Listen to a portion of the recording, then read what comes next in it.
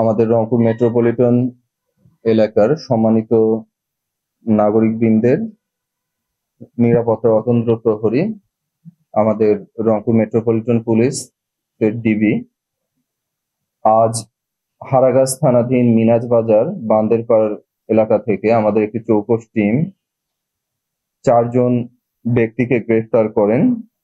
তাদের নিকট থেকে মোট 107 বোতল স্কাফ সিরাপ, যেটিও কোডিন ফসফেট আছে, ফেন্সিডিল 10 বোতল, যার মধ্যে 8 বোতল পূর্ণাঙ্গ এবং হাফ 2 বোতল এবং 6টি খালি বোতল পাওয়া যায়। এবং তাদের নিকট থেকে 3,728 টাকা আমাদের টিম উদ্ধার করে এবং উদ্ধারকালীন ওই বাড়ি থেকে আমরা একটি দেশীয় অস্ত্র উদ্ধার করেছি, যা ইতিমধ্যে আপনারা দেখেছেন।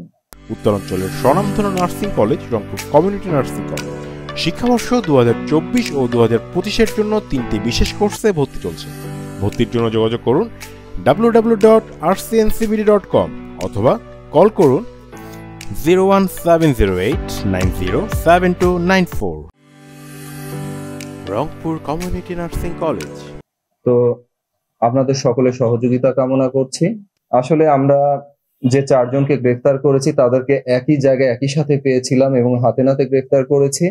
আর এদের মধ্যে মেহেদী হাসান লাভলু নামে যাকে আমরা গ্রেফতার করেছি, তার নামে গত বছরের 2023 সালে একটি মারামারির মামলা আছে এবং এছাড়াও তার বিরুদ্ধে 2024 সালেও মাদক মামলা আছে।